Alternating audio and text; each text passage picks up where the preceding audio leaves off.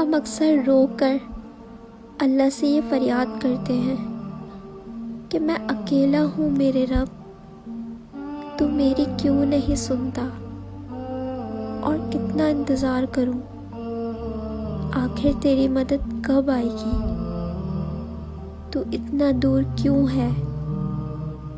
اللہ تعالیٰ قرآن مجید میں فرماتا ہے، میں تو تمہارے پاس ہی ہوں، جب کوئی پکارنے والا مجھے پکارتا ہے تو میں اس کی دعا قبول کرتا ہوں۔ تمہارے پروردگار نے نہ تو تم کو چھوڑ دیا اور نہ تم سے ناراضی ہوا، اور آخرت تمہارے لیے دنیا سے کہیں بہتر ہے، اور تمہارا پروردگار تمہیں عنقریب اتنا کچھ عطا فرمائے گا کہ تم خوش ہو جاؤ گے۔ دیکھو، اللہ کی مدد عنقریب آیا جاتی ہے۔ پھر میرا اللہ کہتا ہے، جب میرے سوا کوئی نہیں، پھر تم مجھے چھوڑ کر کہاں بھاگے جا رہے ہو۔ انسانوں سے گلہ کرتا ہے، جانوروں کو کوئی دھوکہ نہیں، انہیں پتہ ہے کہ اللہ ہے اور وہی سب کچھ دیتا ہے۔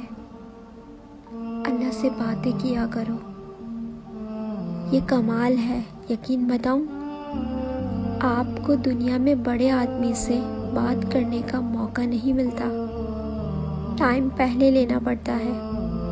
اول تو ٹائم ہی نہیں ملتا، مل بھی جائے تو کسی سیکرٹری کے تھرو ملتا ہے۔ اتنا مشکل ہے دنیا میں، مگر میں بتاتی ہوں، جس نے کائنات بنائی ہے، اس سے بات کرنا کتنا آسان ہے۔ میرے اور رب کے بیچ کوئی سیکرٹری نہیں ہے، ہاتھ اٹھاؤ اور ڈائریکٹ بات کرنا شروع، جتنی دیر کرنی ہے کرو، اور وہ خود فرماتا ہے، مانگو میں تمہیں عطا کروں گا۔ وہ دینے کے لیے تیار ہے، ہم پکارتے ہی نہیں۔ ہمیں جلدی ہی اتنی ہے، ہمیں اس کے گھر میں چین ہی نہیں آ رہا۔ 2 رکعت نفل پڑھ لی، کبھی تسبیح پڑھ لی، سب چلے گئے کونے میں اللہ سے باتیں شروع کر دی۔ سوچو نا، اپنی ماں سے جب آپ تڑپ کر بات کرتے ہو تو ماں سینے لگا لیتی ہے۔ جب اللہ سے عرض کرو گے کہ میں پریشان ہوں، اے میرے مولا، پھنس گیا ہوں، اللہ بہت گناہ ہو گئے ہیں، نہیں چھوٹ رہے گناہ مالک، کسی طریقے سے بچا لے۔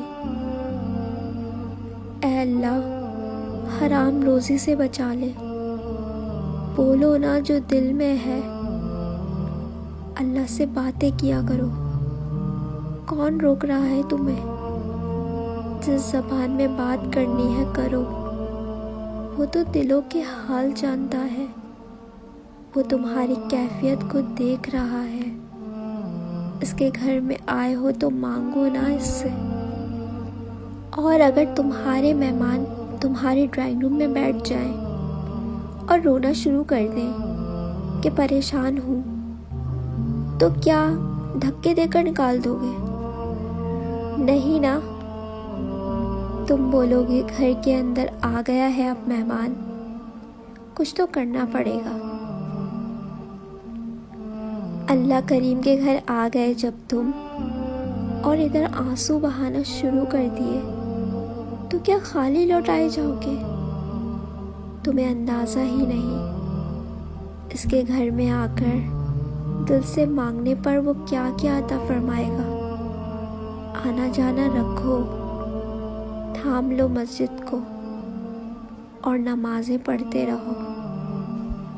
ہم اذان سنتے ہیں 5 وقت، لیکن ایسے اگنور کر دیتے ہیں جیسے کوئی بات ہی نہیں، بلکہ اللہ تو ہمیں 5 ٹائم خود پکار کر بلا رہا ہوتا ہے کہ آؤ میری طرف، مانگو مجھ سے، لیکن ہم نماز پڑھتے ہی نہیں۔ تو اس لیے ہمیں چاہیے کہ ہم نماز پڑھیں، اپنی زندگی میں وقت نکالیں اللہ کے لیے، تاکہ اللہ ہماری زندگی سے برا وقت نکال دے۔ جزاک اللہ۔